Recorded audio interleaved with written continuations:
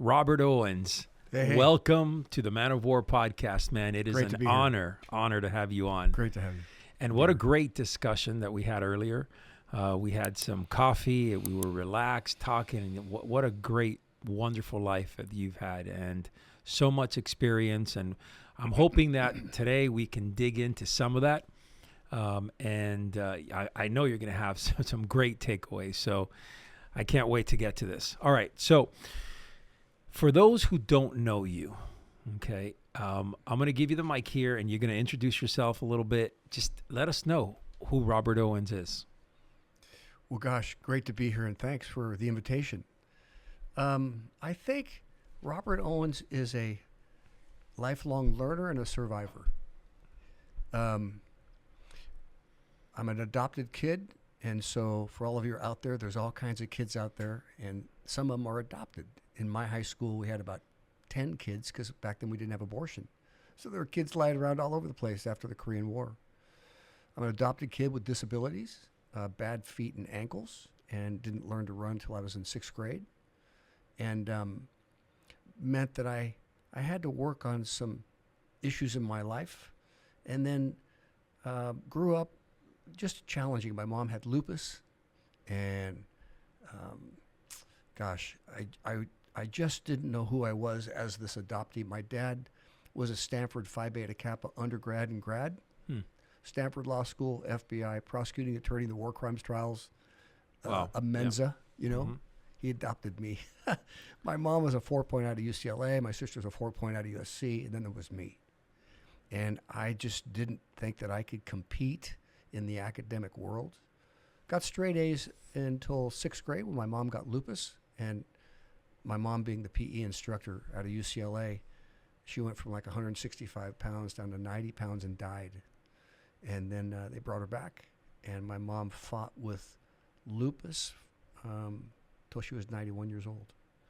So I was raised with my mom sometimes having to be carried in the house, and she'd trip and fall. If you take enough prednisone, cortisone, she tripped and fell, broke both arms at the same time. So my dad had to feed her and wipe her butt and carry her around. And just a tough home as a little kid. And then little by little, men, counselors, and teachers begin to look at me and say, you're a good kid, you're screwed up, but you're a good kid, and we believe in you. And that went through junior high and high school in Southern California. I was raised at the beach and by Disneyland in Anaheim. Grandparents lived at the beach. And just found that these guys would say, Robert, you're going to make it. You're messed up right now. You're mentally not in a good place, getting D's and F's, but you're a smart kid and you're going to pull through this thing. And they carried me through junior high. And then a high school coach looked at me and said, you have talent and I'm going to bring it out of you. And so it was a water polo swimming coach. And he developed me. And more, the more I listened to men who encouraged me, the more I wanted to believe what they had to say. So 2 wars, the war in my head and the war that I'm hearing. Yeah. And I'm just finishing a children's book.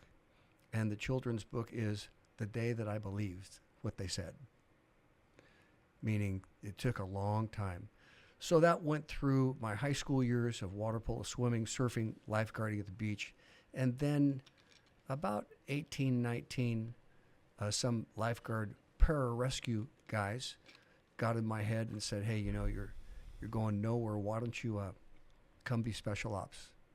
And I said, and the funny thing, like I threw wrong in high school, and I tore a bone in my elbow.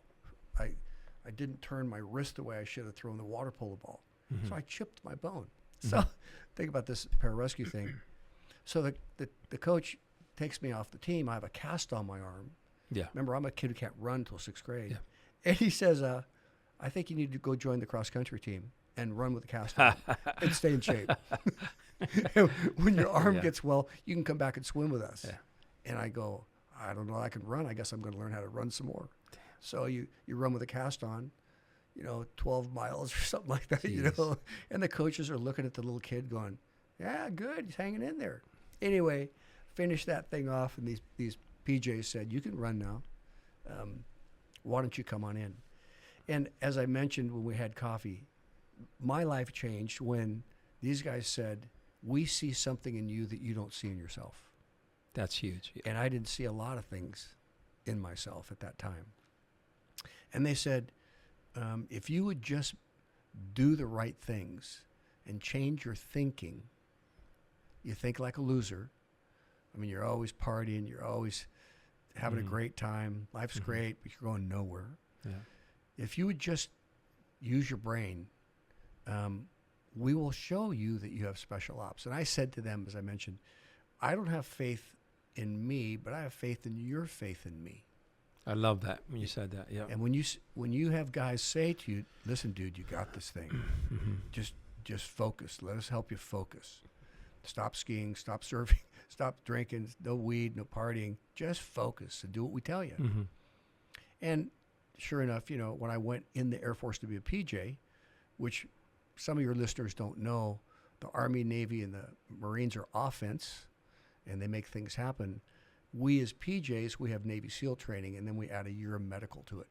So we're combat paramedics. So when we jump out of a plane, oftentimes we'll have a 45 Magnum maybe here, and we'll have an Uzi here, and then we'll have, you know, your Phenergan, morphine, epinephrine. We'll have your needles. You'll have your IV bags, and you'll have your knives, and you cut and sew. You're the doc on the ground, and it's your job to get in and rescue them and get them out. Yeah, it's a big job. So yeah. we're around the other branches. We never buy a beer.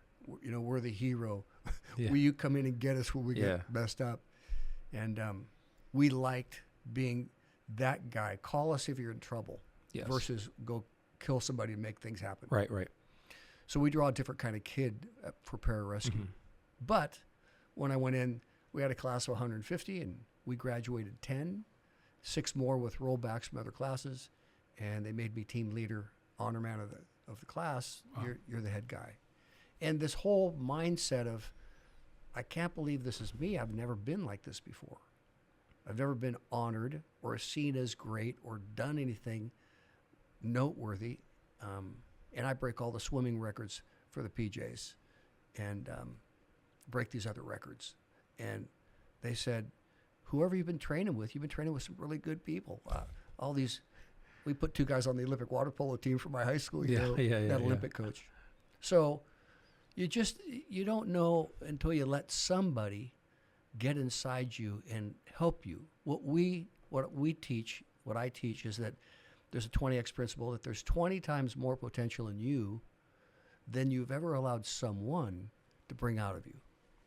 And why is it you can't bring it out of yourself? Why do you need a coach? Because of the pain.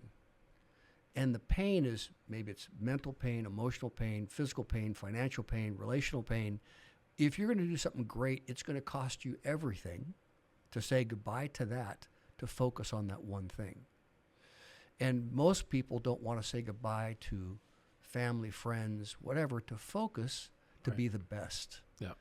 And maybe for 6 months, maybe for a year. I had a girlfriend at the time, and she said, if you go in the military, I'll leave you. I said, see ya. Like, nothing was as important as focusing on that one thing for that season of my life. And then you go, wow, I just didn't know. And the coaches say, we told you, dude, there's a lot more, lots of things inside of you, but you've lived in a small world, and you've lived with snakes in your head, and you have a lot of limiting beliefs that you've grown up with, and they're all causing you to be mediocre and average and not try big things. And you have big inside you. And that was the beginning of change in my life of, well, then I'm going to shoot for big things. If I can do them, shoot, I wonder what they look like. So mental big things, emotional, relational, situational. If it's big, I mean, we were up in Alaska and no one had ever climbed Mount McKinley in the wintertime. And so we said, let's go do it. So they dropped us off on McKinley at 20 below zero with our stuff, and we started climbing. And we got blown off at Windy Corner. I was 24, got blown off at 14.3 at 100 below zero. Wow. And we said, yep, no one's ever climbed 100% of Mount McKinley. We didn't either, Wow. We spent up, plane comes and gets us, and And, oh, you're still alive 10 days later, you know. Jeez. So you think about doing things that are audacious because you're wired for, I can break limits. I can do more. I'm smarter than I think I'm able. And for the listeners out there, there's so many of you that have limiting beliefs, that you've lived a certain way from your mom, your dad, your culture, whatever it is, and there's another person inside of you that wants to scream and say, let me out. How can this person come out? But you don't understand my circumstances. Sure. And we all have circumstances. Sure. So it's a great thing to then move in your life, gaining wins and trying to do things that people say are impossible. And you figure out with mentors how to do whatever they say is impossible. And you work on those things, and you just have a blessed life and a good life and a challenging life, and you learn and you grow. So let's talk about a few things that you've done. How many Ironmans have you been in? I've been in 13. I've finished 12. I didn't make my last one because I had a heart attack. Oh, fuck. Later, you know, like I said to my wife, I said, you know, I'm just not this bike, man. I'm just getting cooked in this wind. And she goes, what is it? I've done this course 6 times, you know, Mexico, Cozumel. And she goes, you're just not looking good today. Yeah, this sucks. You know, I'm throwing up. And okay. So I go home, you know, and go to the doc and say, I don't know. I just don't have the goods. And he goes, yeah, you're having a heart attack. Wow. I go, oh, that's good. I think, let's go do it. Let's keep the camera on. Don't knock me out. I want to watch you cut me open and do a heart attack. Jeez. So, you know, it's just, you have stuff in your life. So you've completed 12. Yeah. And also I see here that you did 7 marathons, 7 continents in 1 week. In 7 days. Yeah. World Marathon Challenge. Damn. That happens every January, because you start off in Antarctica, which is the summertime, January. And that was a trip, you know, training for that. I put on a weight vest and began to run 20 miles a day with a weight vest just to make the event easier than my training. Meaning that most of the things you want to do in life, if you'll play like you train. You play football, basketball, volleyball, you play like you train. If you don't train right, then you get overwhelmed in the moment. And so I wanted to be overwhelmed 5 days in a row with a weight vest on, so that when I got out there, piece of cake. And did that. And Spartan Games, I was doing a podcast with Joe DeSena, the founder of Spartan Games at Dodger Stadium. And he said, hey, Owens, you know, you're the fittest and mentally toughest 66-year-old in the world. I go, come on, Joe. He goes, no, you're stupid. You do these really stupid things, and you're the man. And I went, well, thanks. I appreciate it. I don't think it's true, but it was nice to have the Spartan Games guy go, you know, you're in the game. I mean, you were what, 66 when you did this world marathon? Yeah. Wow. What age, give me an idea of from what age to what age were you pushing through the Ironmans? I did my first Ironman on my honeymoon at 28. Took about 25 years off, 5 kids. 25 years off. Yeah. Wow. Got to 50, and like I mentioned, my son made just an unwise comment, like, you're really old, shoot yourself.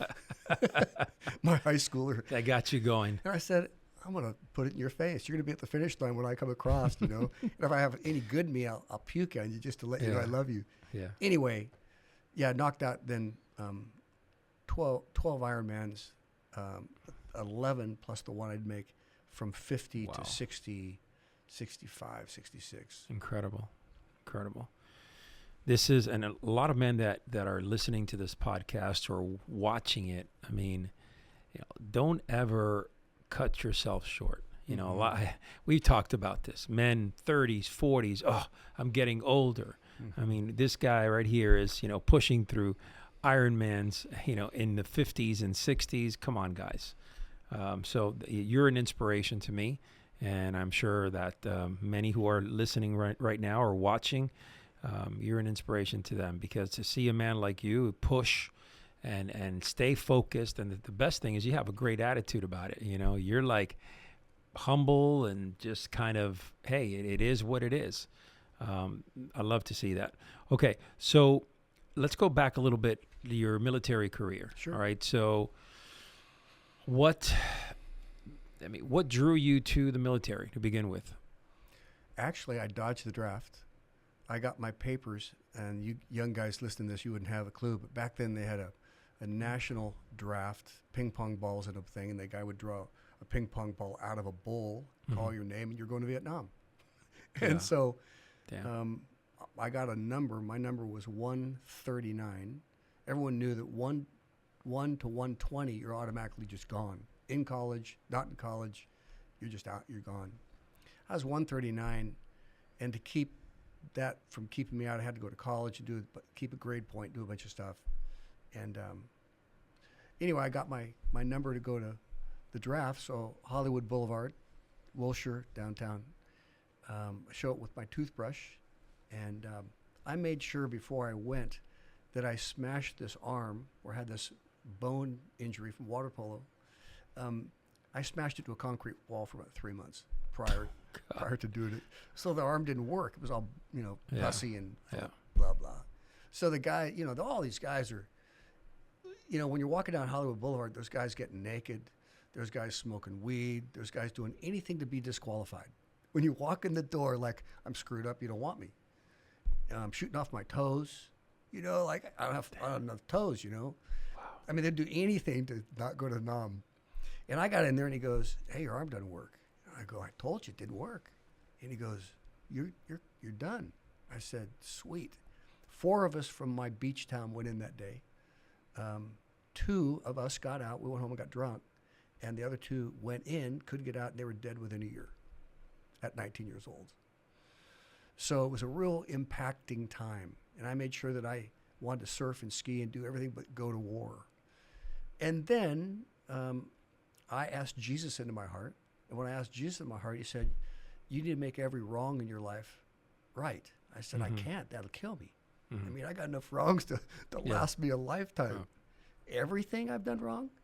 And he goes, "Yeah, I want you to go say you're sorry, or make it up, tell everybody you're sorry for stealing, or stealing their weed, or whatever it was, to the girl, I'm really sorry, blah, blah." Anyway, he said, "You have no character, no integrity, and so you dodged 2, you owe me 4.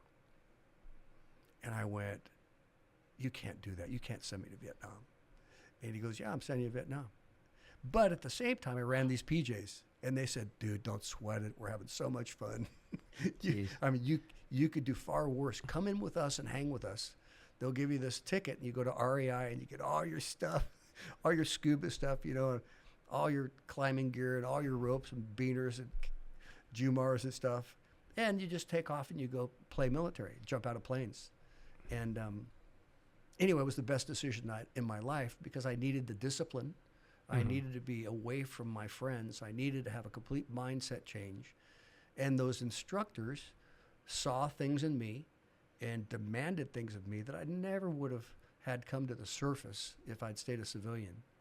And that 20X principle, those guys brought that stuff out of me that I didn't want them to bring out of me, but I was glad that they did. And they said, "We need to do this." I was on my arms and my knees in Texas on a hot day with my fatigues on, with the sweat dripping in this dead grass in August. And this instructor gets down on one knee and says, "Hey, Robert." "Yes, Sergeant." He goes, "I like you." I go, "I don't know if that's good, Sergeant. Thank you very much, Sergeant." I'm just in plank position, just dying.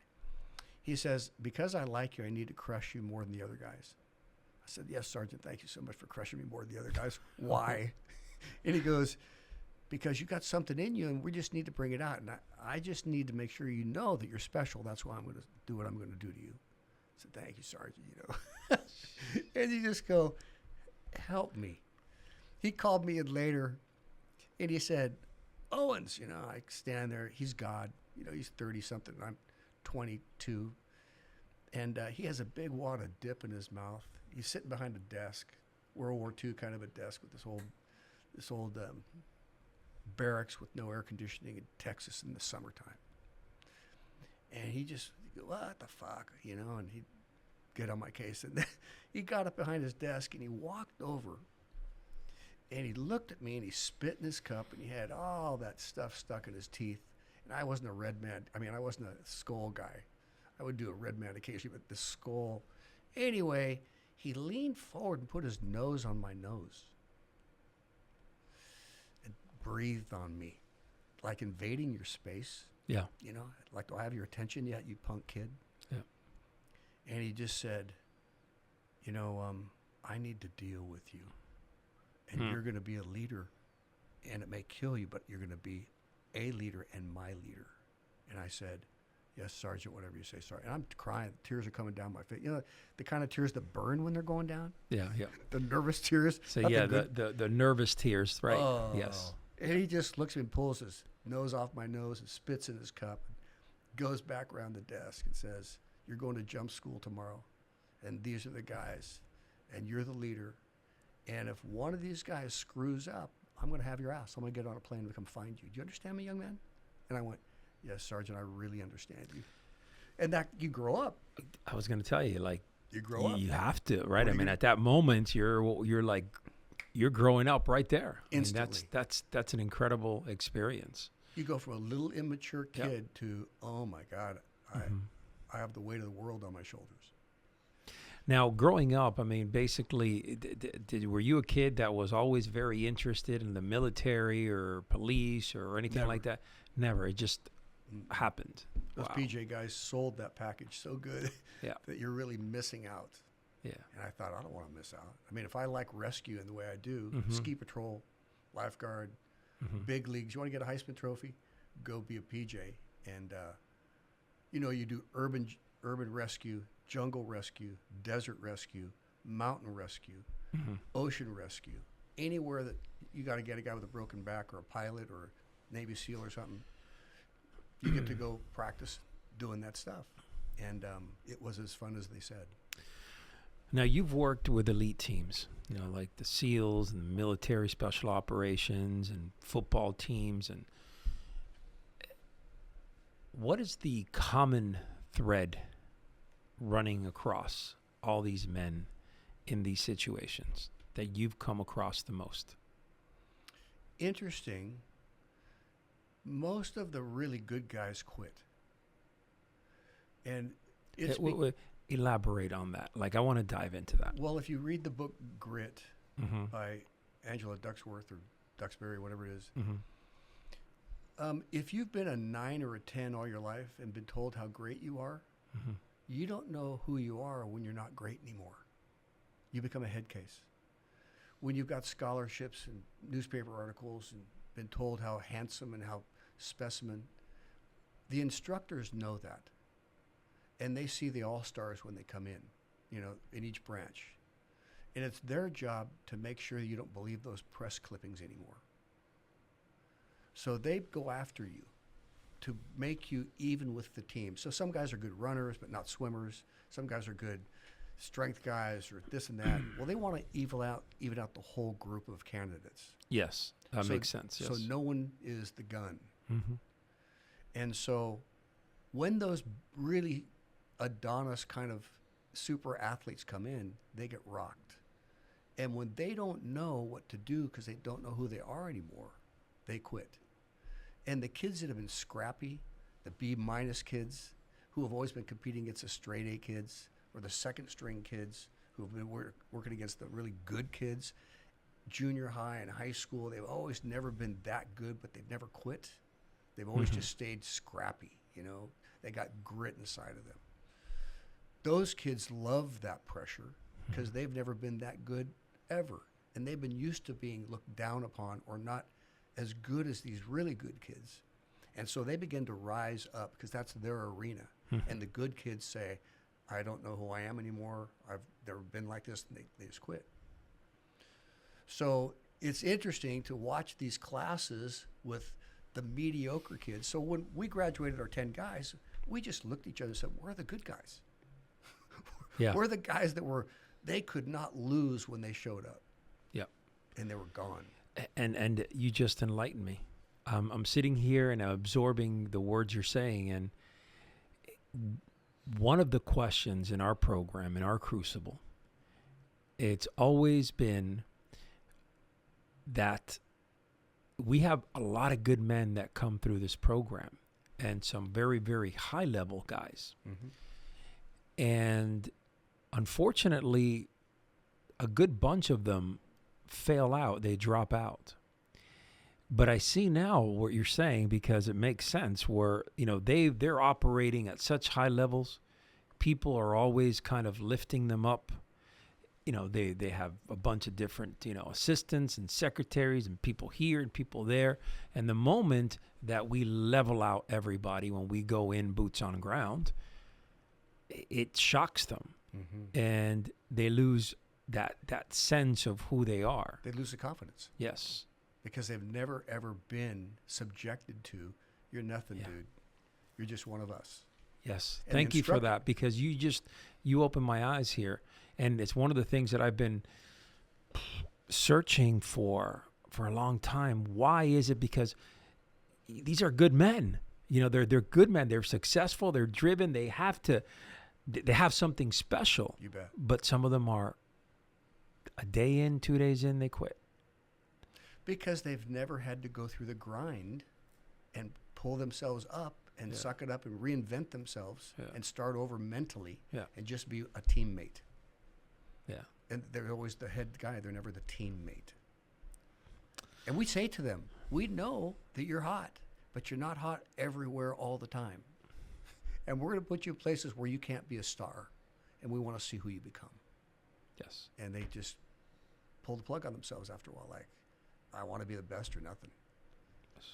I love that. All right, so let's talk a little bit about your leadership journey with John Maxwell. Okay, you had, you know, it's amazing how your life kind of took you from one thing to another and then weaved in. What was your experience, you know, doing and traveling, doing things with him and traveling? For the listeners, I was taught early on by my coaches, be humble and ask lots of questions. Don't act like you have it together. Don't fake it till you make it. Some things you do. Some things just, I don't know what I'm doing. Can you help me? When I got out of the military, I knew I was a leader, but I know that I didn't understand leadership the way others did. When I heard John Maxwell begin to teach on leadership, it made so much sense. Mm-hmm. 1, 2, 3, 4, you know? Mm-hmm. Oh, I would never have thought those are the steps. And he wrote 2 books, Developing the Leader Within You, and the other one was Developing the Leaders Around You. And those were 2 books together. And he would say to me, read these books and talk to me about the chapters. I sought him out, like the story I told you. Which I would love for you to tell here. Well, I read his book, and he in one of his books says the way that he hung out with great pastors when he was pastoring was he would go on a summer vacation and he would ask out 10 pastors of the 10 largest churches in America if they would have lunch with him, and he's in his 20s. So he would offer them $100 to have lunch with some 20-year-old who wants to talk to some 60-year-old Yeah. who's got mega everything. And every one of the guys took him up on it. Said, yeah, who's this spunky kid that would want to pay me $100 to have lunch? And he would then say, what would you tell a 28-year-old? What would you tell a 30-year-old and a 35-year-old? Meaning I have a ramp I need to follow, 25, 30, 35, 40. Give me the ramp that leads to success. And he did that to 10 of the largest churches in America. And he would come back at 28, 29, apply those principles. I heard that. I read it in the book. So I called his secretary and said, hey, I'll give him $100 to have lunch with me. And I guess nobody had ever done that to him. And so he took me up on it. I flew to San Diego and had lunch. And he said, why are you having lunch with me? I said, because I want to be like you. I mean, I'm a leader, but I don't think of it the way you think of it. I mean, you got a sense for breaking it down, making it really simple. And I'm building my church. I planted a church with athletes at the University of Nevada, Reno. I was building it on a leadership model. If you're not a leader, go find someplace else. I don't want you here. A leader means you're going to have responsibility. You need to take responsibility for yourself and for your stuff and blah, blah, blah. And so he liked what I was doing, and he said, well, come down. So I flew down every year, every month for 2 years, just to be with him and listen to him train his staff. And he put it on a cassette tape back then. Mm-hmm. And that cassette tape had a membership of 5,000 guys who got his monthly cassette tape on leadership. I'm sitting there getting it when he's doing it live. And they'd say blah, blah, blah, and I'd go home and I'd apply it. And I just followed what he and others were doing, and they said, just do this, Robert. Because I would say, what do you think? I was not your normal pastor. I was a special ops military leader. But I wasn't a leader in my field. Completely different worldview. Servant leadership, not musclehead, in your face, suck it up. Mm-hmm. We don't care if you jump out of planes or whatever you do. Leadership by servanthood. The V is upside down this way versus this way. And so he paid attention and began to take me around the nation and around the world with him. And he would say, why don't you teach this morning thing? And I'll sit and listen. Why don't you teach this after a while? Blah, blah, blah. So I let the humility of, I know I need help. If I ask the right questions, this guy will be nice to me. And I'll learn something. Yep. And so that was 15 years of just following him around the world. And he would just say, did you apply that? We'd be at the St. Francis Hotel in San Francisco and having lunch or something. Between meetings of something, he'd say, did you ever apply that? Would you go back and do that, what I told you? I said, yeah. What happened? It worked. And these other things happened too. And he would just mentor me and ask me questions. So to the listener out there, if you see a guy that's got stuff that you want, you need to show the humility, go say, where did you get that? How did you get that? Do you mind if I ask? And he won't think any less of you. Right. He'll know that you're teachable. And most guys don't want to let people know that they don't know everything. And they're afraid that they're going to be humiliated or embarrassed by talking to some gun about something. No, stand in line and say, I'm embarrassed to talk to you. I'm afraid what you're going to think of me. Say it out loud. But I want to know where you got that truth, where you got that insight with kids or finances or whatever it is. And I found that everyone that I asked, they always were happy to talk to me. But I was scared to death to go make the ask or to show up and come to that meeting and Wow. all that stuff. So proximity was very big for Huge. you. Yeah. That's the term that we use today. Back then we didn't have a term. We just said, Right. go. Go. Just go make yourself available. Shake hands. Shake hands. Eye to eye. Wow. Just That's go. Powerful. And that's a learning lesson right there, because most men in this world that we live in, they don't get that. Right. Everything, it's Zoom and, text messages. Let's do this the right way. Email, Zoom, and text messages, that's not a connect. You come out here, you're on the podcast face to face. You're shaking hands, eye to eye, going here, going there, and you're physically there. That's a huge difference. I wish that men listening to this could understand. That is a huge difference between the other methods of communication. That there's these things online now where you can go for proximity and hang out with the big guns for $3,000 or $4,000 to a masterclass Yes. or mastermind. Yes. It just feels like they have prophetized what we used to do just because there was relationship. Right. I could walk up and talk to some guy. Now I got to pay $3,000 to go see the guy, and he Yep. won't even talk to me unless I get the VIP through the back thing. And Yes. it's sad because there's a lot of really good men and women that just don't have the ability to get on the plane and go somewhere and pay that kind of money. Yes. In the old day, you would just show up someplace and they would talk to you and they would have lunch with you between sessions or this or that. And it was much simpler back then versus I agree. proximity with the big guns. And will you please talk to me, please? Oh, I got to talk to somebody. What'd you get? Well, he talked to me. Yeah. Versus an in-depth lunch or something. Without a doubt. How important have mentors been in your life? They've made me who I am, and they've been there for me when I didn't know what to do on lots of things. And I had a cadre of different ones. Like I had a mentor for marriage. I had a mentor for raising kids. I had a mentor for making money. And once I learned there were coaches out there, we didn't call them, coaches, we called them mentors. Mm-hmm. Once I found out these guys they just sneezed and something good happened. And it didn't work for me like that.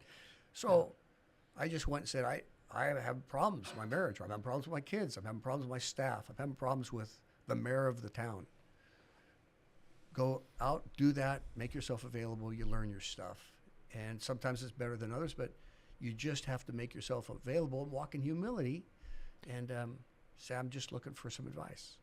So give us a glimpse of how you would get all these mentors. Like, how would you connect with them? I know you mentioned you're humble, but would you meet them in church? Would you meet them in, I don't know, restaurant, Everywhere. a bookstore? I joined the Chamber of Commerce, Okay. and there were real business guys there. Yeah, back then, Chamber of Commerce, Was by a the big- way, it's different than what it is now. Right. Yeah, All the city leaders would get together, talk Sure. about the city. sure.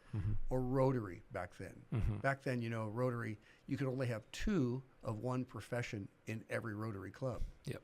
Only 2 doctors, 2 lawyers, 2 psychiatrists, 2 professors. You join that, and these guys get up speak, and you can sit in those tables, and you just get to know guys and ask them questions.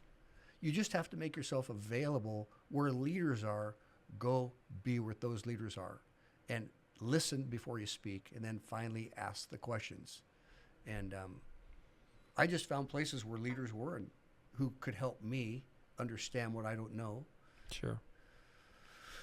When I'm on I have a church with 2 campuses, 6 services a weekend. I mean, I'm cooked. And so I went to a black church on Sunday night because the guy was a real leader. And I just sit in the back and say, I'm just spaced out. What are you doing here? You white guy, what are you doing here? Church of God in Christ. All the music and everything. And I just say, I just need to space out and, listen to you, watch you. And he would then say, anything you want to work on? I said, yeah, I got a staff member, blah, blah. And he would just talk to me, and give me his culture, his background, his different thing. And I just went places where there were people that were smarter than me all the time. Yeah, I love that. That's a great learning lesson. But you were hungry, and you were hungry to learn, and you had that ambition and drive, which is, something that we discussed that unfortunately is not all there nowadays. So let's kind of backtrack a little bit. Opening your church and planting it. Where did that come from, and how did you do it? I was newly married, and I read the sports page, and the football team was losing at the University of Nevada, Reno. And I would read how they kept losing, so I went down on campus, and I went into the office. I'd like to make an appointment with the athletic director, who was the football coach. And who the F are you? I said, well, I'm special ops, and I work with guys, and you keep blowing out all your guys. And he just said, what are you doing here? Why are you even in town? Oh, I'm birthing this campus ministry. He said, I don't know what you say on your podcast. He just goes, what the fuck, what are you doing here? And I go, we have this conversation. I just engage him, and I say, you're kicking off that quarterback, the sports page says. He hasn't played well. You want me to talk to him? Well, you're not going to do anything, All right. So just throw me a bone. Let me talk to the kid. He had long hair, dope smoking, great looking quarterback, something from a movie star. Just a good looking guy. I liked him from the moment I saw him. Yeah. And I said, man, you're really pissing off this coach. He goes, well, he's a jerk. He's an old jerk. I need the scholarship. And so I said, well, you want to get kicked off? Your parents don't want you to have to pay for this thing. You're getting a free ride. Why don't you milk it and not smoke so much weed, and we'll get through this. And anyway, he ended up living with me. And the coach goes, what happened to Jerry? He's going to class. I said, well, he's living with my wife and I. She's 22, and he's living with me, and he's 20. Pretty weird.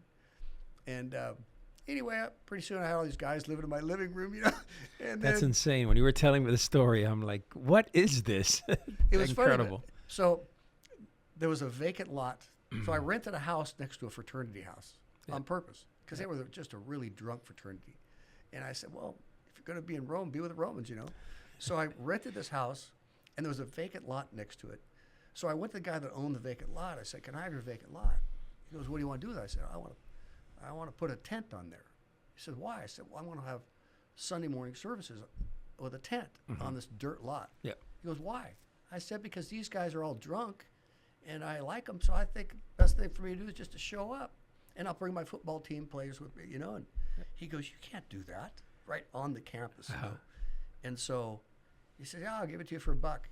I said, "Sweet." He said, "Clue me in on what happens." So I have a custom-made tent made, in California, get the measurements, have it put up. And anyway, these guys are mooning me during service. They're drinking buds in the morning because they're hungover, and they moon me. "Hey, Pastor, what's that?" Stuff. And I'm going, "I dare your sweet ass to come down here. You don't have the balls to come be down here. Praise the Lord." and they would look at me, and pretty soon they'd begin to hang out, and I'd find them, on the grass on Sunday morning at 4 a.m, passed out from being drunk, and I'd go up and say, "Hey, how's that working for you? That puke, you want to wipe it off? And, oh, you're that pastor guy. Oh, get over it. You're screwed up. You're passed out on my lawn." That's great. So you make friends, and pretty soon you're culture friendly. I'm not trying to sell them a bill of goods, and pretty soon we have 100 kids under this tent, and then their parents begin to show up, and then we have 250 kids, and did you get laid last night or smoke weed last night? How's that going for you? Blah, blah, blah. Why don't you grow up and get a life, And I didn't preach some holy message. I just said, "You're screwed up. You need juice in your heart." Anyway, you end up with 3,000 folks 25 years later, and you just you go where the people are, and you're normal. You're not trying to put on the dog. You're just normal. If you don't like it, get lost. Now, after all these lessons that you had, where you built, you started to stack your victories. You Stack built the wins. and then all of a sudden you started to exhibit these leadership skills because you were learning and you were applying. And what does leadership mean to you today? To me, leadership is influence. You show me the person in the room that's got influence, and they're the leader. I don't care what your title is. I don't care what your desk looks like or what part of the corner of the tall building you have the window view. When there's a room full of people and somebody speaks and everybody looks at that one person, when he speaks or she speaks, they're the leader. So you have to find out if you have any influence. And are you using your influence properly? And so I always look for I get in a room and real quiet and I watch who's talking, and you figure out who's looking at who, and you figure out it's not the person with the label. It's not the CEO. It's somebody in there that when they speak, wow, everybody pays attention, more so or unusually so. Mm-hmm. And so leaders are born and leaders are made. And you can learn to become a leader if you study leadership skills, what leadership really is. And so I enjoy studying leaders because there's all different kinds of personalities with different types of leaders. I agree with you. What are you thinking? 100%. I mean, that's, when it comes to leadership, I mean, it's very different for each individual, but I do believe that influence, it's where it's at, right? I mean, it's the most influential man, especially the man that could really, or woman, it depends on the situation, but overall, it's the person who could carry that the best, right? And when they walk into a room, people listen, people will perk up. I mean, that's unfortunately nowadays, again, you go back, there's not that many leaders. A lot of individuals now are in, what we would call the brass, right? The upper ranks, whether they are in a business model or in the military or in law enforcement. And people tend to respect the rank, but not the person. So it's a little bit, it's the influence that we have as leaders goes a long way for someone that is just trying to look for leadership, a guide in some way, shape, or form. But it's different when that person now is only following you because you are in a higher rank. You may be the boss, you may be a lieutenant or a colonel or general, whatever it may be. So I'm a believer that as a person, you follow that person because you would go into battle for that person, that you're going to learn from that person, that person there that you're following. Respect. Yeah. You'll and go with them. yeah, and also we call it sincerity of heart, right? You're doing it for the right reason, right? When somebody's leading, they're doing it for the right reason. So talk to me about the most difficult experiences that you've had, especially let's go into your challenge races and your experience. Give me an idea of what you went through, some of those races that you were part of. Like, for example, your Ironmans. What was the toughest one for you?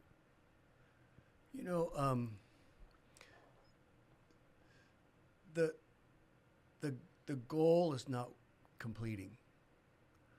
It is, but the goal is to understand you in the journey. Mm-hmm. It's anticlimactic sometimes to go across the finish line because the whole day has been an experiment of you studying you and how you're feeling, how your body's reacting to different things during 10 hours, 11 hours, 12 hours, humidity, mountains, ocean, whatever it is. So they're all differently. Like for me, I'm in a dry area and I always race in a humidity area. So I sweat way more than I should and get dehydrated when I did 2 Ironman Floridas, and it was just a hot day on the asphalt.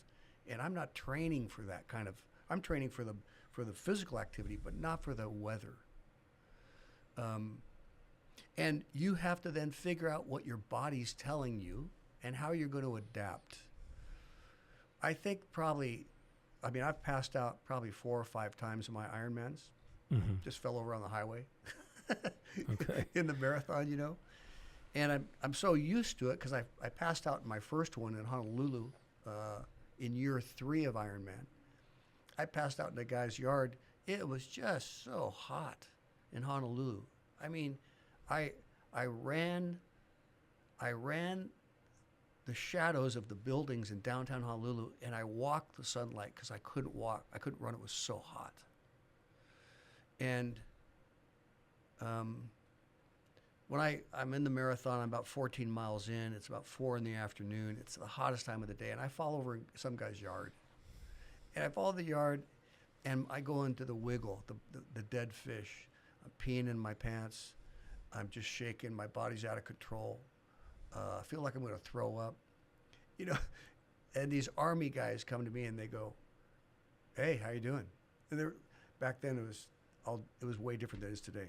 Anyway, they come up and see me in this guy's driveway and they go, "Hey, dude, you all right? You good?" And I go, "I don't know. I've never had this before. I've never felt this. I don't know what this is. Like, is this next to passing out, or is this like the asphalt's hot on my back and the sun's hot and I want to throw up and I'm weak and everything's blurry and I've never been quite like this before." And so these guys run and they say, "We'll get you some Gatorade." So they go to a 7-Eleven, leave me flopping there. I mean, flopping and peeing in my pants on the driveway, And the guy comes back with 5 big bottles of Gatorade. Oh. And he says, "Air Force, you're fortunate that we're here." And I go, "Yeah, I guess I am, You're blurry. Who are you, And so they lift me up. My wife is just freaking out. I'm doing it on my honeymoon.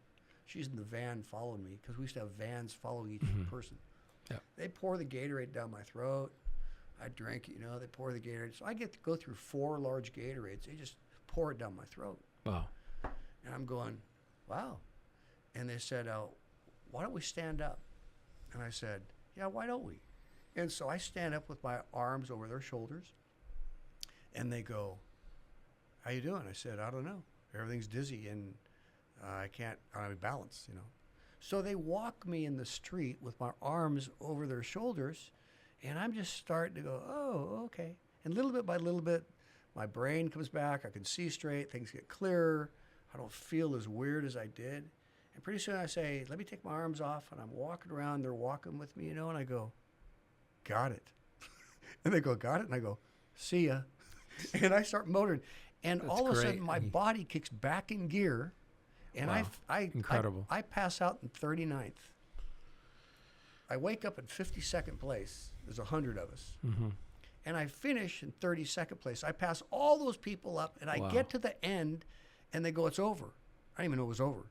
They said, "Stop." I go, "What? Stop." They go, "It's over." I said, "No, I'm just making a comeback. I'm just doing good." Like the Crazy. sponge has fluid in it, you know? Wow. And so until you go and press yourself. So now when I pass out in other races, that's no big thing. Give me some water. You know, no, we're taking. No, you're not. Get the ambulance out of here. It'll all work out. It's a piece of cake. And you go, you finish things, but you gain wins. Sure. You gain Sure. confidence. Rowing the boat across the Atlantic, that was a head trip because we knew we were going into a storm. It was 43 days, 3,100 miles. You row 12 hours a day in this boat, and the longest sleep you get is an hour and 45 minutes in 43 days, because you row for 3 hours, and then you're fortunate after you cook your food and wash everything. If you can lay down, wake up, get an hour and 45, you row 3, you're off 3, row 3. So you're just always sort of dazed and confused.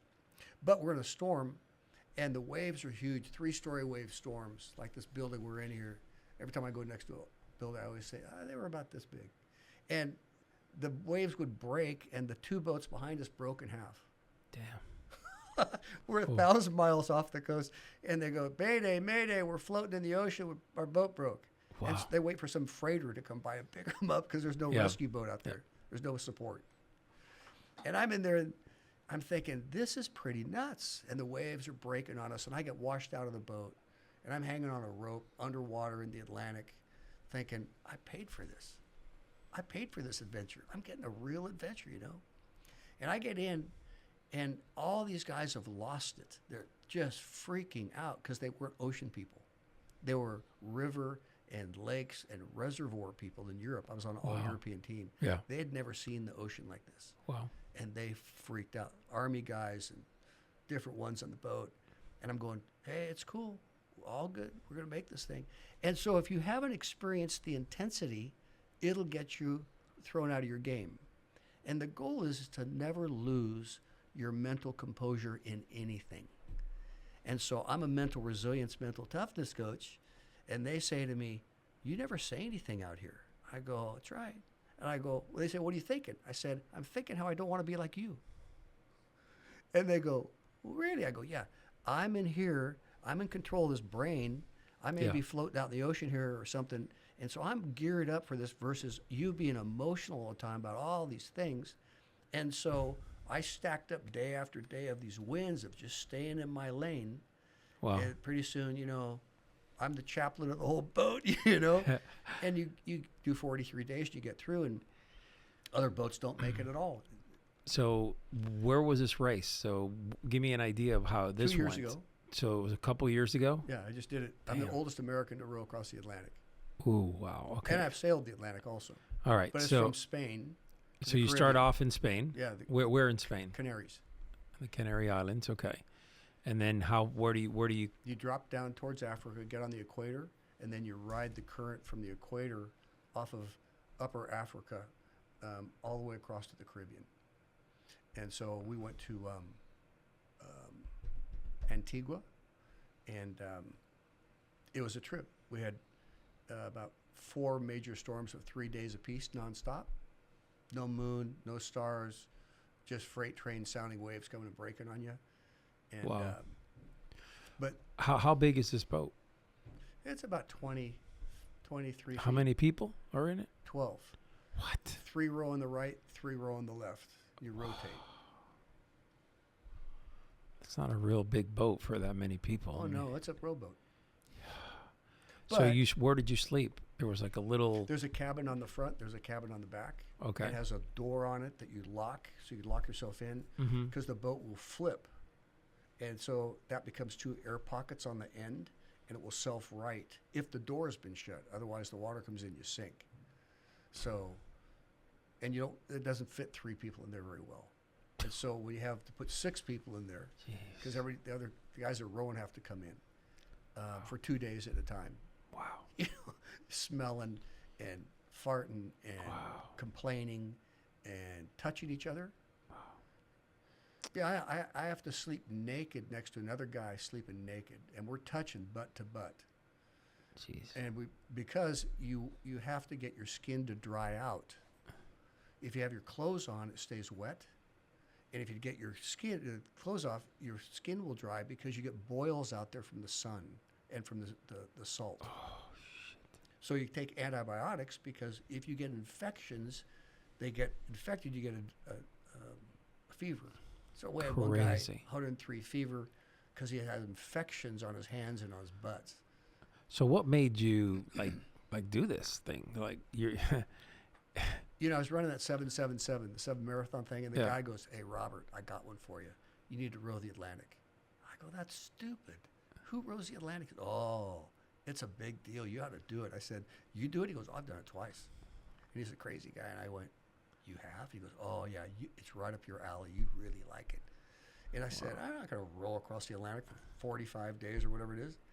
But this friend of mine committed suicide, and I decided to row the Atlantic for veteran suicide prevention. great, And beautiful. bring money and awareness to vets All right. with suicide issues. So how did you guys, your meals, how were they prepped? I mean, how did that work?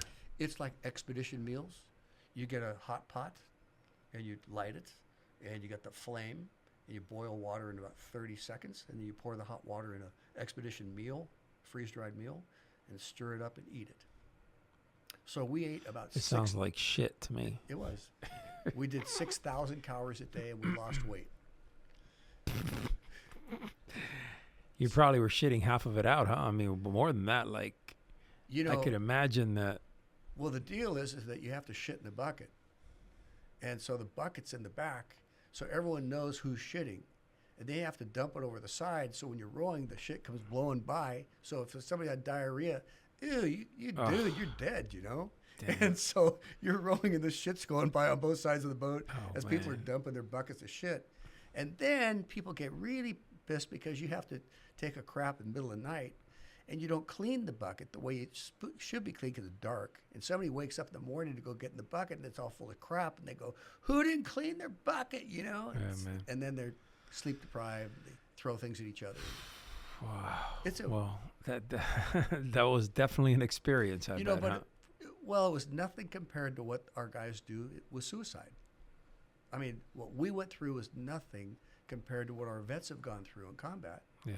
and what they come home with and what they have to deal with, and hopefully they don't commit suicide. So when you put it in perspective, while I was out there, over 700 guys commit suicide while during my row. Yeah. That's a crazy figure. Crazy.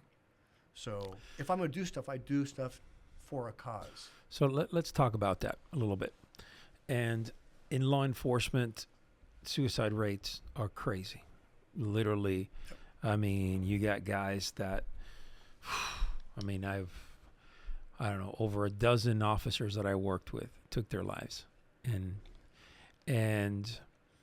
you know, the moment that they retire or they stop, that is, it's known that within the first 5 years of a cop retiring or you know, he'll eat a bullet Yep. or do something crazy like that. And it's a very common thing.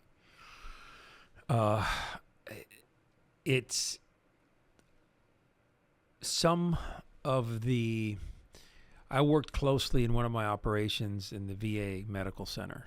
I worked undercover there for a while, so I got to know a lot of different people, a lot of different angles.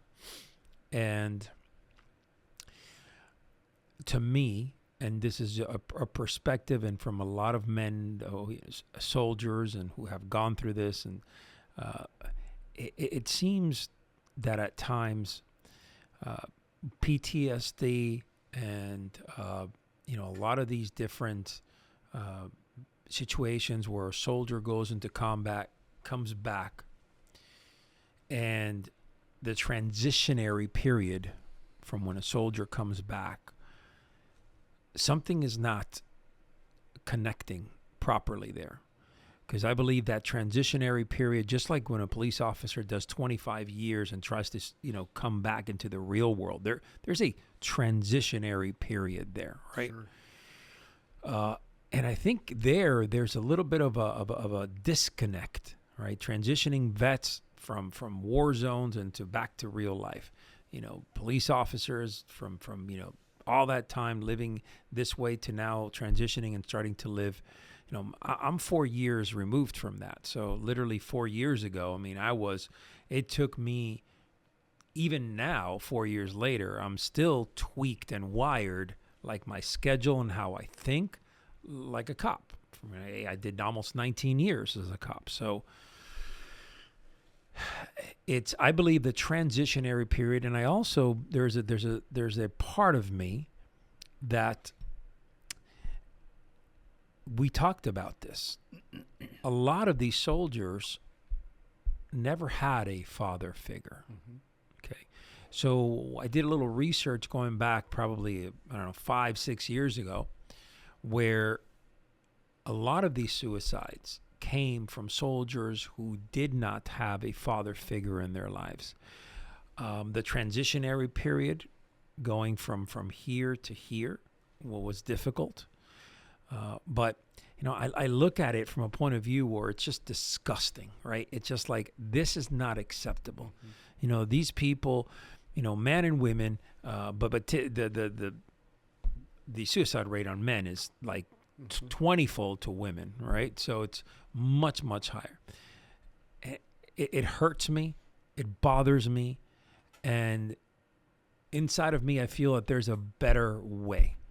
There's a better way. And I know that there's a lot of different programs and outreach programs, transitionary programs, but the numbers, they keep on, they're about the same. Mm-hmm. We need to do better. Mm-hmm.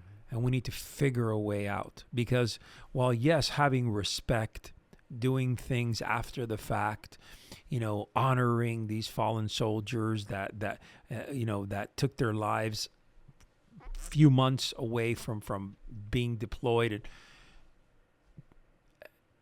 that's not going to solve anything. That's right. Two things.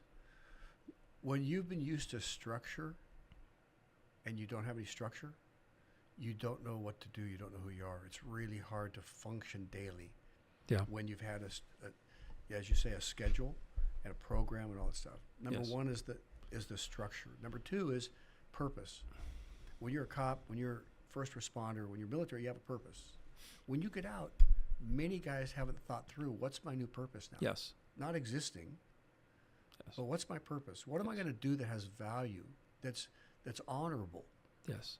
Versus just, do I flip burgers? Well, I don't want to live to flip burgers, Right. I give you some purpose. So we work with guys, and I work with transition people who, let's get you a year and a half out, mm-hmm. and begin to get your mind squared away to do the transition work. Yes. So when you get out day one, mm-hmm. you're good to go. But most people wait to the last minute. That's right. And then they freak. That's right. And then they do stupid stuff because their emotions get them. Mm-hmm. And they don't know how to think, what to do, and they pull the plug. Let me ask you something. Do you believe in, for me, I've studied Stoicism for a very long time. I've studied Zen, the mind, controlling, commanding the mind. I don't know how much work, I can't speak on this because I don't know, but I don't know how much work teaching these soldiers and cops. I know from a cop's perspective, not that much work goes in. From teaching them about, understanding that it's a lot of it is a mental game, learning to meditate, learning to be reflective, to really start getting to know themselves, start building, like you said, if you're catching them a year before, that's great. Building a purpose, mm-hmm. that's humongous. I mean, that's like, I truly believe that for me, had I left law enforcement without a purpose, I don't know honestly what I would do. I really don't. But, God put this purpose of building this company. I built this company 3 years prior to me retiring, 3 years prior. And I built this house to be an Inc. 5000 company before I literally became full-time CEO. And you're one percenter. but I had a purpose. But one of the things that I'm saying here is that I've spoken to cops and I've spoken to I said, listen, there's a time where you need to start building for something. So you can, when you are ready to take that move, there is something there that's still going to drive you, that focus point that's going to keep you busy, that's going to keep you focused on a purpose and on a mission. But see, most people can't focus on anything for that length of time, much less their next job.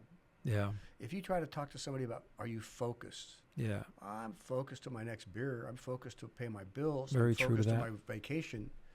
So if you can help someone learn to be focused and stay on track in their life generally, then you can just add components like retiring, and they can say, oh, I can stay focused on getting that done.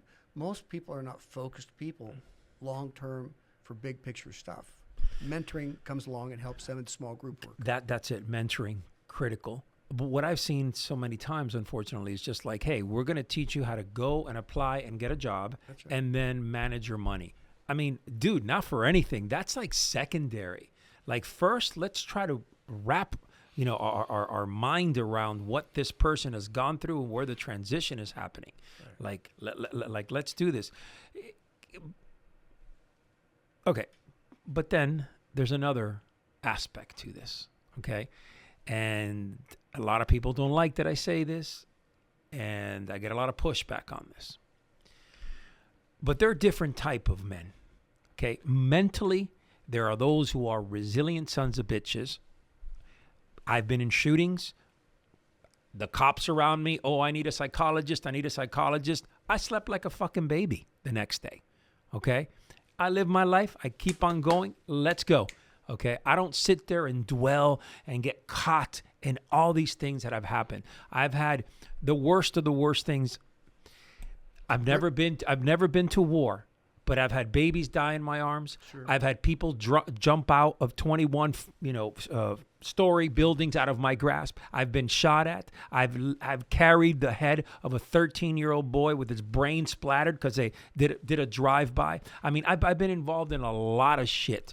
Okay, that for the most part, I could carry a tremendous amount of PTSD in my life. And technically, I've guys with a lot less experience of that have blown their brains out.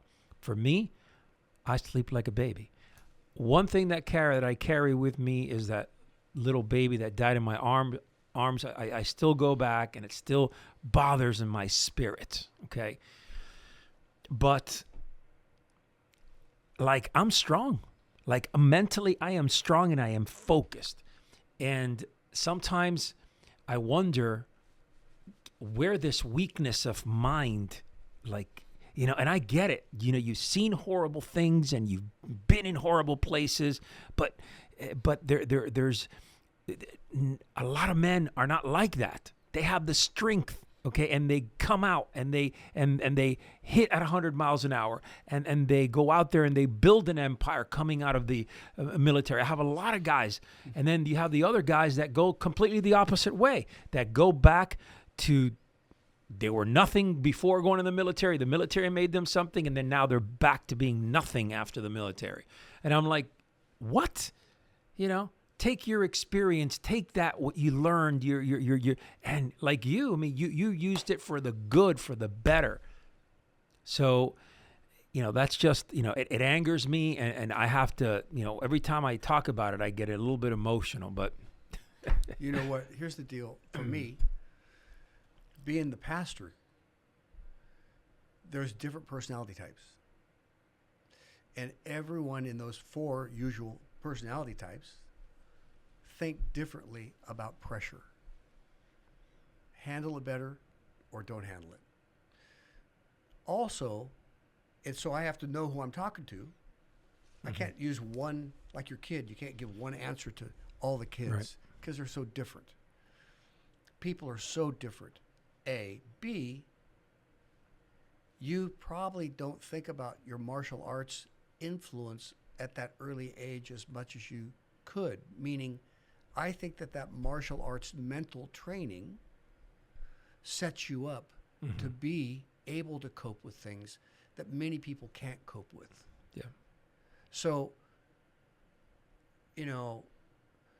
I believe the hard guys, you know, we do this stuff, body bags and all that stuff.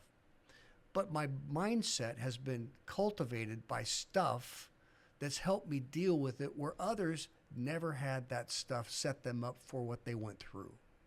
And they don't know how to process. We do. They don't. And our job, my job, would be, let me help you work on learning how to handle the stuff. And that's a key word you said there, process it. Yeah. Yeah, people that's a key word. Can learn to process. And yeah. It's not right or wrong. Let's work through your yeah. stuff. Yeah. I paid a lady. My staff said I was hard to work for. I said, no, I'm not. You guys are just weak. He said, no, you're screwed up. You know, you act like you're a PJ pastor in this church. I mean, you kick people out like it's nothing. Yeah. You know? Yeah.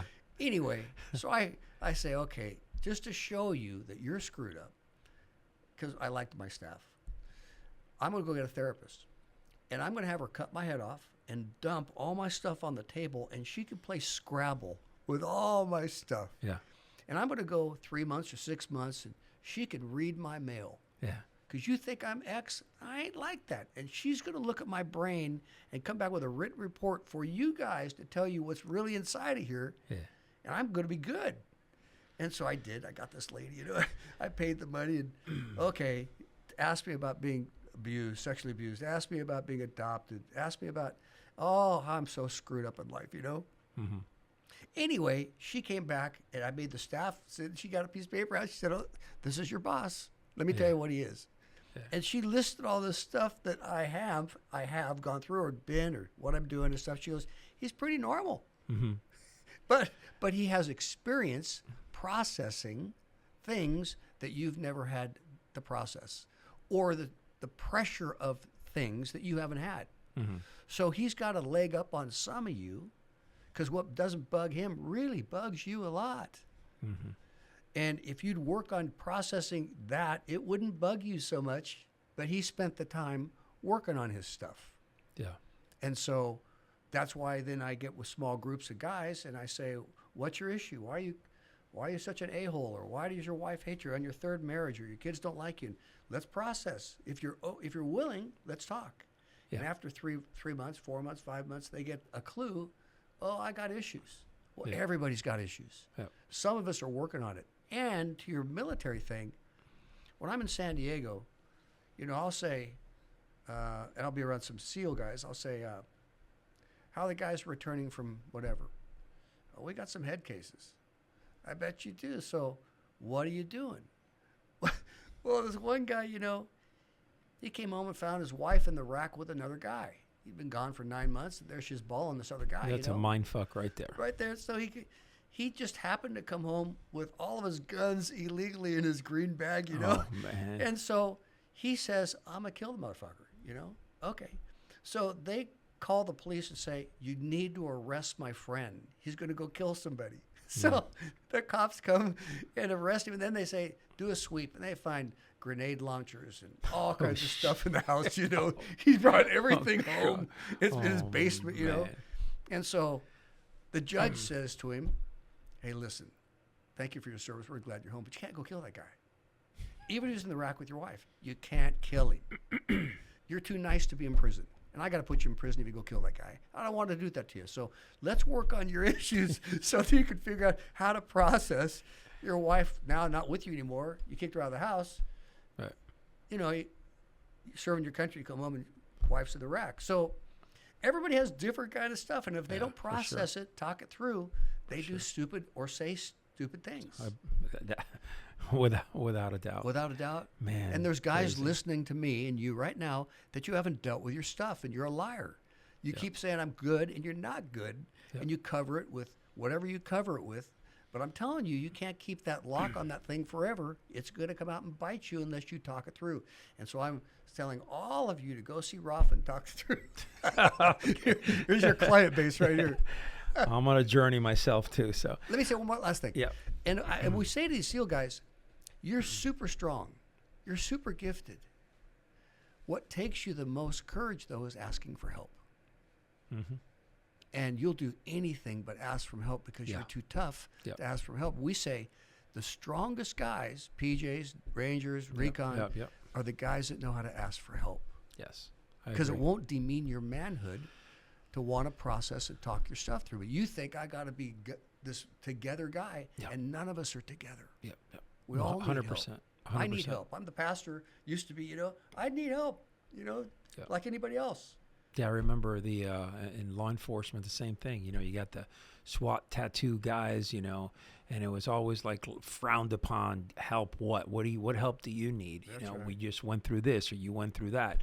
So I agree with you. I think that makes that is, to me, embodies a strong man. When you really need the help, you go out there and get some help. Tell your listeners, go get some help. For sure. All right, let's. I'm gonna Wrap it up. diverge a little bit here. I'm gonna a couple more questions before you wrap it up, if you can. So I want to talk a little bit about spirituality with you. Mm-hmm. Okay. And I know at the beginning of this journey, when you were younger, you were kind of like, you mentioned to me, you didn't know left and right. You were an atheist. You kind of like, right? I mean, it was so. I didn't like the system I was being offered. Yeah. So what shifted your mindset? I got to a place where I just knew I didn't think right. I mean, I do stupid things. I think it was really fun. I mean, like, one guy would be driving the van, and I'd go out the side window and crawl around the front of the van and go in the driver's side at 60 miles an hour just to see if I could make it around the front. I mean, I started jumping out of planes at 16. Yeah. I told my parents I was going surfing. I went out, started jumping out of planes. I was off the wall. Mm-hmm. And I knew, basically, though, that I was real selfish. Me. Everything was about me. And I wasn't a bad guy. I want to go to class because I want to go surfing. Or I want to date her. Or I want to do this. It's all about me. Mm-hmm. And I said, I think that I'm not I'm a nice guy. Everybody likes me. Mm-hmm. I don't have any enemies. But I feel super selfish inside. As that wore on me between drinking and driving and going to jail and doing all that kind of stuff, I knew that I didn't care about what Jesus was doing. I didn't care about heaven. I said, I don't want to go to church. I like religious people. Right. The system. Yep. But one day, I'm riding my bike. I'm rowing crew for Orange Coast College in Newport, and I get on my bike to ride up to campus. And I pull over on the side of the road, and this is back during the Jesus freak days, like the yippies of the Democratic Convention, 68. Those were wild days. And I pulled over under a tree, and I said, hey, listen. Hey, Jesus, don't have a clue if you're listening, don't know if you're alive, don't know if you're well, don't know anything, nothing. But you know what? I could use some help. This was my religious experience. I could use some help. If you can help me with my brain so I don't kill myself doing more stupid things, if I could think not so selfishly, I'd appreciate it. You'd come in and do whatever you want to do with my heart. I ate an apple and went to class. I don't know what happened, but all of a sudden, the things that I like to do, I just didn't feel like doing. Like, you want to get laid? No. You want to drink? No. Do you want to do? No. What are you doing? I don't know. I don't know. It just has no value, has no kick anymore. And what I did start thinking about was underprivileged kids like I was in 6th grade where I couldn't run, and kids with handicaps, and kids who'd been sexually abused like I had. Who's helping them? And all of a sudden I found myself on Friday nights, Saturdays, volunteering with kids who were messed up because I related to them. Yeah. And I didn't go to church. I didn't blah, blah, blah. I just said, I want you to change my heart. It's not about me. Anyway, as it turned out, Then some guy said, you want to go to this church where it's all long-haired dope smokers? I said, yeah, sweet. Is there such a thing? Yeah, there's 2,000 of them on Saturday night over here. And I went and I saw all my old friends. I went, you're not in jail. Look at you, guys with hair down to here, Yeah. And so I said, what are you doing? They said, well, we want to change our lives. You too? They go, you want to? I said, yeah, I'm trying to change. Just don't make me in the system. And I don't care about heaven. I don't give a rip about heaven or hell. Just, could I be a better person? And something just began to morph and change in me that I didn't want to use people anymore. I didn't want to abuse people anymore. I didn't want to lie to people anymore. I didn't want to do anything but try to get clean. And I think there was Eastern thought going on at that time, There was Western thought going on that time. Yeah. All these kids converging with what's reality and psilocybin and mescaline and all the different ways of seeking. Yeah. Where is it, Yep. It's not with the Republic or the Democrats or Vietnam. Where is it? Right. So I got bit and I began to change. So let me ask you a question. This will be the final question here, but I know that, your journey has been, you've done so much with your life. But say a man is 40, 50 years old, and he's saying, I'm too old to do X, Y, Z. He's just lazy. He's just lying to himself. What is your thought on that? Really, do you really believe that there is such thing as an age for a man a lot of men are out here are constantly complaining about their age. I'm 40, I can't do this. If I'm 50, I can't do this. But here you are in your 60s, in your middle 60s, freaking, 45 days in the middle of the ocean. I'm thinking what? I hang around people where age is not an issue. I love that. And they don't cut you any slack. I love that. So like I said, when I was in the CrossFit, they don't say, hey, you're old. They say, Mr. Owens, why don't you do another rep? Why don't you do another set? Yeah. And I go, thank you very much. I don't know if I can. And they push me and I go, oh, that was pretty good. So I spend time with people who are positive. Yeah. I spend time with people who are not critical, but they're believers. They're positive people. I got rid of all the negative people in my life. Yes. Why? Because I have enough snakes in my head of my own. I don't need them giving me theirs to add to mine. Yeah. And I found people that were doing things, and I only spend time with them. I spend time, Christmas or something, I talk to people, but I don't let them in my spirit. And so I find people that when I'm with them, I walk away energized, and I'm a visionary, and I have things I want to accomplish and stuff. Yes. I was on a podcast with the founder with North Face, and he's 86, and they was being interviewed, and he said, yeah, I got 4 more companies I'm starting. Damn. And we went, what? And he goes, oh, I got these new ideas, And there's people out there that hang in those groups with other positive people. Like, go on YouTube and look up Senior Olympics. I get so much fun. There's a guy named Thunder and there's a guy named Lightning. They're both 100 years old. Wow.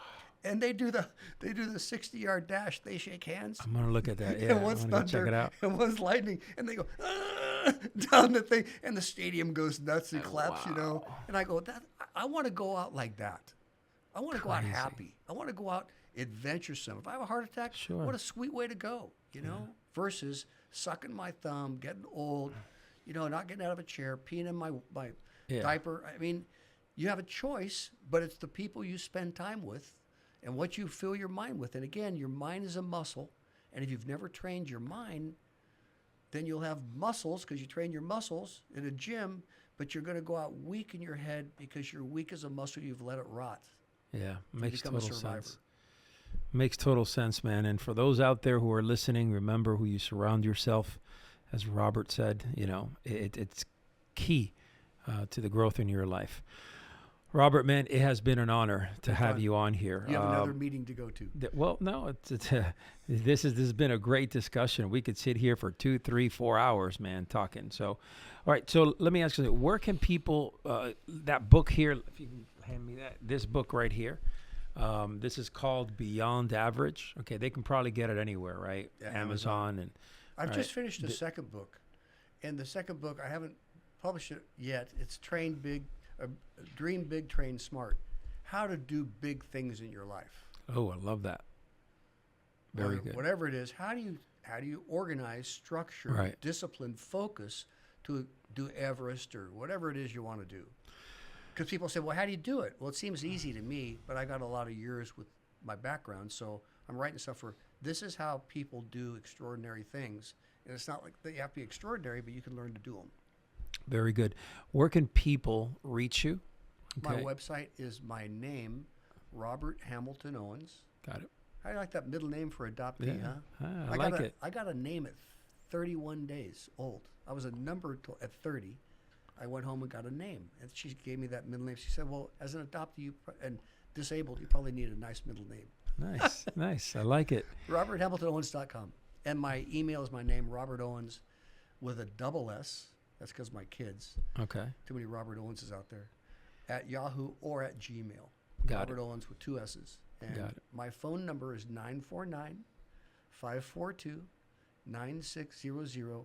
And I dare people to call me. And I get phone calls from Hungary and Australia. I just heard you, Can I talk to you? And I go, sure. I won't charge you anything. Awesome, man. Awesome. You're a different breed for sure. So thank you I hang out with guys like you. Thank you very much for being on. It was an honor. You bet. Good. And all of you out there, what you can do, please, is before they turn this thing off, you need to give feedback. You need to contact Rafa and say, hey, this speaker, don't ever have him back again. Or this speaker is a good guy, and this is what I got out of it. Yeah. So that Rafa knows what it is that you like, that you're listening Yes. to week after week. Give Yes. Rafa feedback. Yes. Don't just listen and be quiet out there. Yes. Awesome, man. Remember to go grab his book, and we'll put all the notes on the show notes for everybody, all the links for the new books and all that good stuff. All right, man. Thank you again. See ya. It's been good.